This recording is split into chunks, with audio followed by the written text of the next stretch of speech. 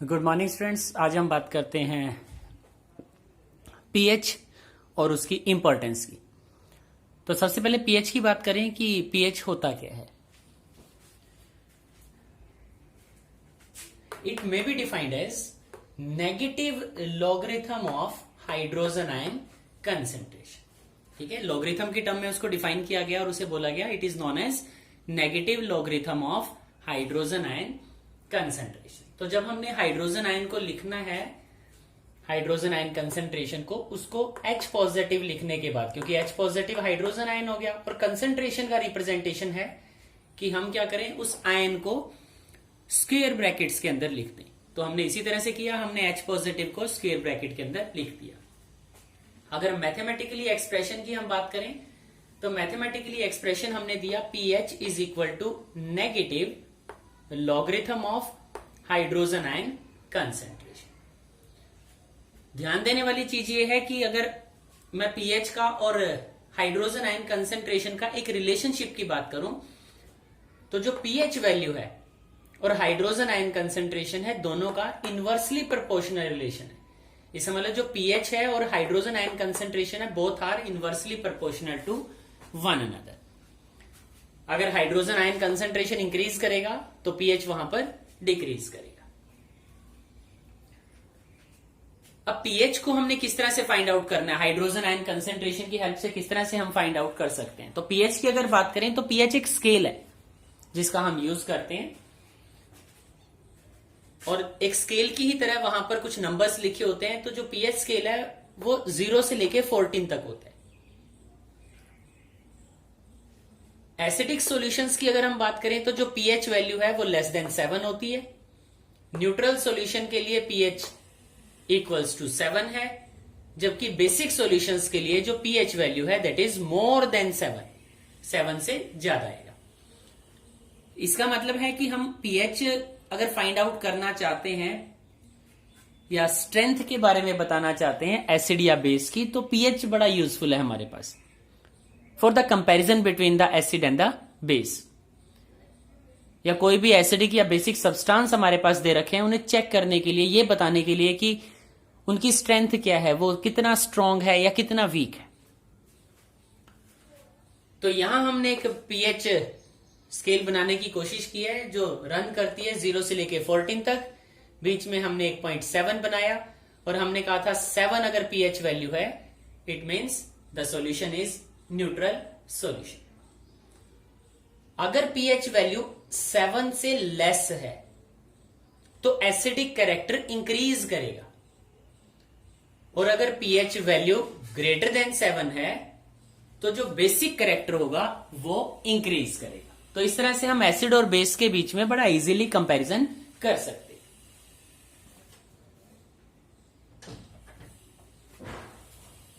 तो यहां कुछ एग्जांपल्स लेके भी हम बात करेंगे कि किस तरह से हम एसिडिक या बेसिक सॉल्यूशंस का स्ट्रेंथ हम फाइंड आउट करते हैं, किस तरह से उसे रिप्रेजेंट किया जाता है। उन्हीं सारे पॉइंट्स को लेके अब हमारी सारी बात होगी। कुछ एग्जांपल्स लेंगे, कुछ पीएच वैल्यूज हम लेंगे, उनके बेसिस पर हमारा सारा कंपैरिजन होगा।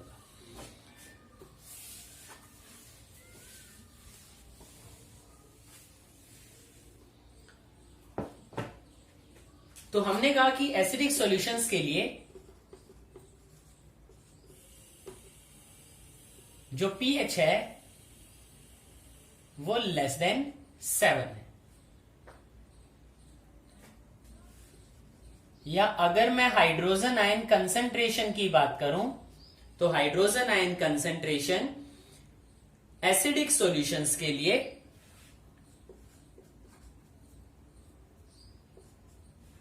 ग्रेटर देन होगा 10⁻⁻⁷ से।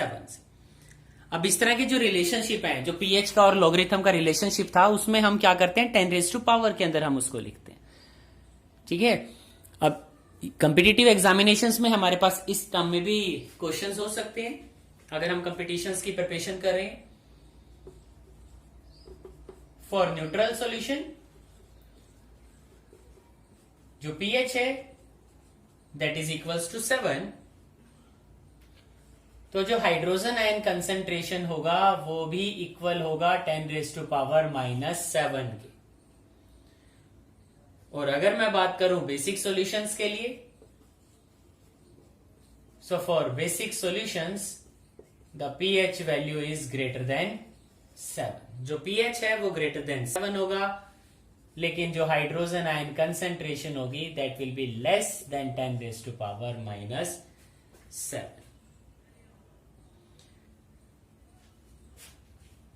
अब यहां मैं एक एग्जांपल ले लेता हूं, comparison of strength of acid and bases on the basis of pH value। तो सबसे पहले मैंने एग्जांपल लिया कंसंट्रेटेड HCl का, और जो कंसंट्रेटेड HCl है उसके लिए जो pH वैल्यू है दैट इज 0। ठीक है, कंसंट्रेटेड HCl के लिए जो pH वैल्यू है वो 0 है।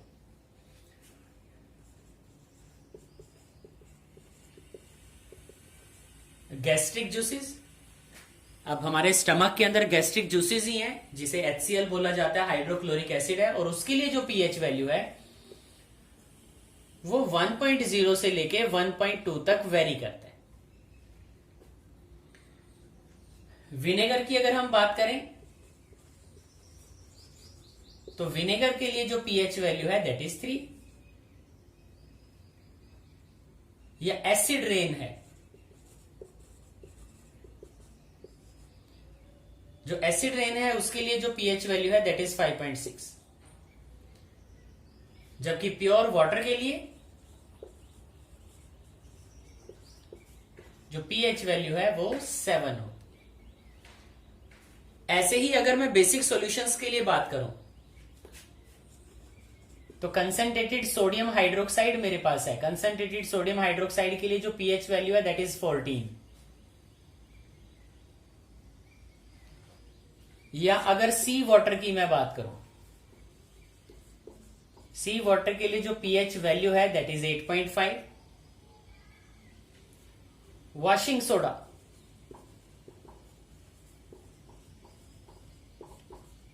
जो वॉशिंग सोडा हमारे पास है उसके लिए जो पीएच वैल्यू है दैट इज 9। तो हमने जो पीएच स्केल को स्टडी किया था उस पीएच स्केल के अंदर हमने कहा था कि जितना कम होगा पीएच का वैल्यू उतना स्ट्रॉन्ग एसिड होगा। ठीक है, अगर पीएच वैल्यू क्या है, कम है, जैसे कंसंट्रेटेड HCl है, कंसंट्रेटेड HCl के लिए पीएच वैल्यू 0 है तो वो स्ट्रॉन्ग एसिड है, जबकि विनेगर जो है उसका पीएच वैल्यू 3 है तो वो एक वीक एसिड की कैटेगरी में आएगा। यह ध्यान रखना है, जिसका पीएच वैल्यू कम है उसका स्ट्रेंथ ज्यादा होगा, और जिसका पीएच वैल्यू ज्यादा है उसका स्ट्रेंथ कम होगा। लेकिन साथ ही साथ यह भी ध्यान रखना है कि एसिड्स के लिए पीएच वैल्यू लेस देन 7 है। अगर मान लो हमें ये एग्जांपल्स दे दिए जाएं और वैल्यूज दे दी जाएं और हमें बोला जाए कि जो विनेगर है वो एसिड है या बेस है, तो उसका पीएच वैल्यू देखो, the pH value is 3, it is less than 7, तो विनेगर क्या है, एक एसिड है। ऐसे ही बेस के लिए हमने कहा था कि अगर पीएच वैल्यू ग्रेटर देन 7 है तो वो एक बेस होगा। तो कंसंट्रेटेड सोडियम हाइड्रोक्साइड है, कंसंट्रेटेड सोडियम हाइड्रोक्साइड के लिए पीएच वैल्यू 14 है, इसका मतलब कि कंसंट्रेटेड सोडियम हाइड्रोक्साइड एक बेस है। सी water pH value is greater than 7, it is a base, and washing soda the pH value is 9, it means washing soda solution is also a base। तो हम acid और base को बड़ा easily compare कर सकते हैं on the basis of pH। ठीक है, तो ये चीज हमें ध्यान रखनी है। अब इसको एक कंक्लूजन मैं बना देता हूं। एक कंक्लूजन क्या है हमारा इन सारे पॉइंट्स के बेसिस पर अगर मैं बात करूं,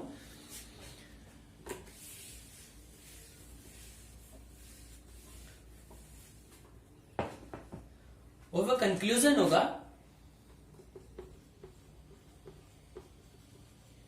more the hydrogen ion concentration, hydrogen ion concentration जितनी ज्यादा होगी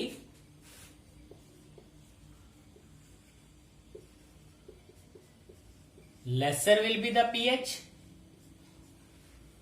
क्योंकि हमने रिलेशनशिप की बात की थी कि पीएच और hydrogen ion concentration inversely proportional हैं। जितनी ज्यादा हाइड्रोजन कंसंट्रेशन होगा उतना लेसर होगा पीएच वैल्यू, एंड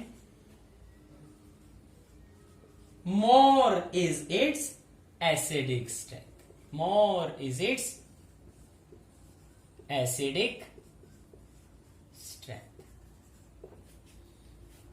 तो ये ध्यान रखना, जितना कम पीएच वैल्यू उतना ज्यादा एसिडिक स्ट्रेंथ, या जितना ज्यादा हाइड्रोजन आयन कंसेंट्रेशन उतना ज्यादा एसिडिक स्ट्रेंथ होगा। ऐसे ही हम कह सकते हैं lesser the hydrogen ion concentration, more will be the pH,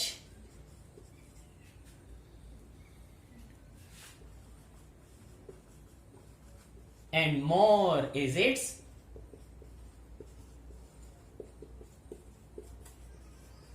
basic strength. ठीक है, अगर pH वैल्यू बहुत ज्यादा हो जाए, ग्रेटर देन 7 हो जाए, ठीक है, ये जरूर ध्यान रखना है कि अगर pH वैल्यू ग्रेटर देन 7 है तब हम उसके लिए बेसिक वर्ड यूज करेंगे कि उसका बेसिक कैरेक्टर क्या करे, इंक्रीज करे। तो इसके बाद अब हमें बात करनी है importance of pH in our daily life, क्योंकि कई बार एग्जामिनेशन में हमारे पास pH का अगर क्वेश्चन आता है तो इंपॉर्टेंस भी वहां पर हमसे पूछ ली जाती है कि इंपॉर्टेंस क्या है pH की इन आवर डेली लाइफ। तो कुछ पॉइंट्स हैं, कुछ सेक्शंस हैं जिन्हें वो हमें एक्सप्लेन करने के लिए कहते हैं। तो हम यहां बात करेंगे importance of pH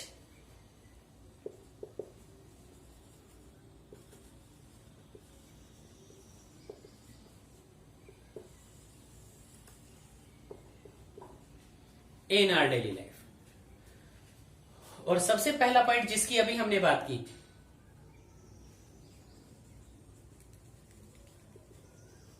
comparison of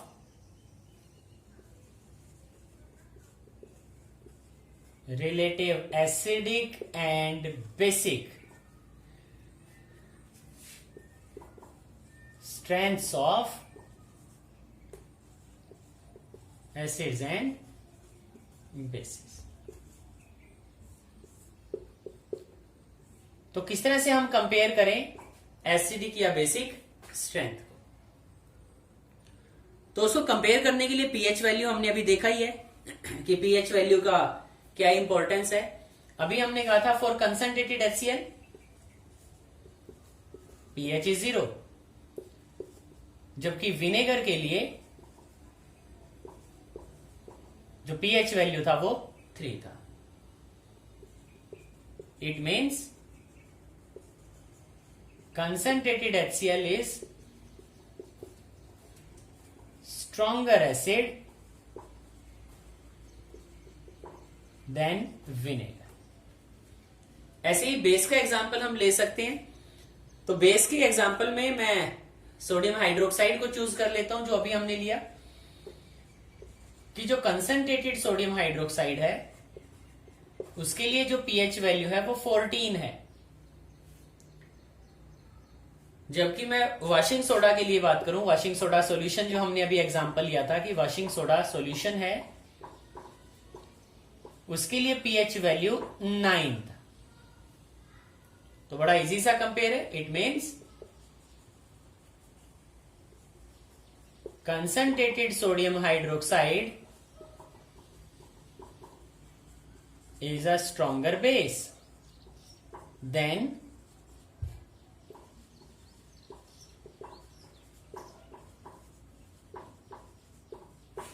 washing soda solution। तो ये कंपैरिजन हमारे पास है, ठीक है।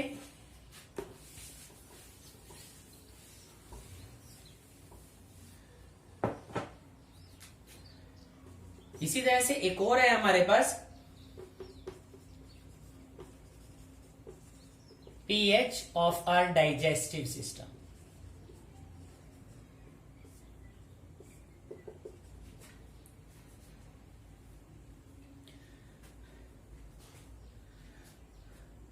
तो अगर मैं अपने स्टमक की बात करूं तो स्टमक में क्या है, due to indigestion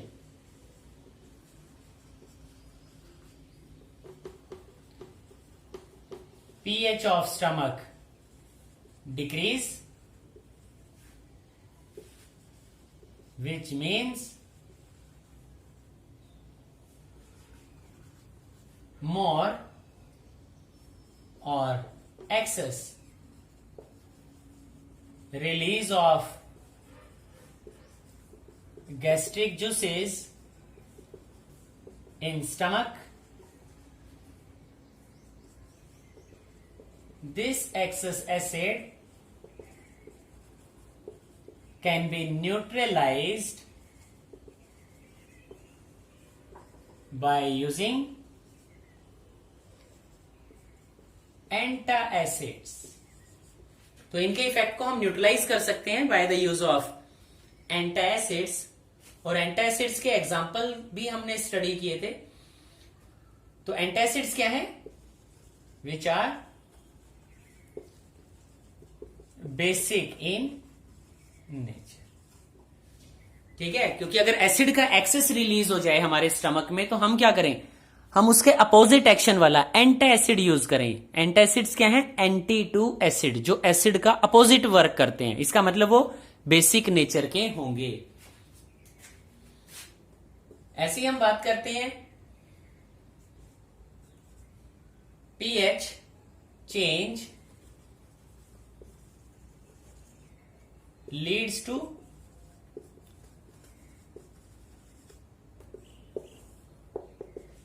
tooth decay. तो हम जो फूड यूज करते हैं वो फूड क्या है, एसिडिक है। If the mouth pH value decreases from 5.5, then decay of tooth occur.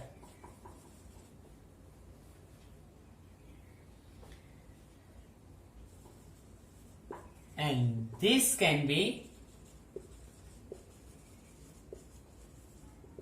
neutralized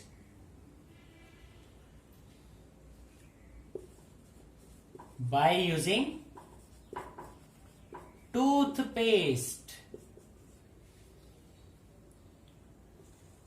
which contain basic ingredients। अगर हम अपने टूथपेस्ट की बात करें तो टूथपेस्ट में क्या है, बेसिक इंग्रेडिएंट्स होते हैं।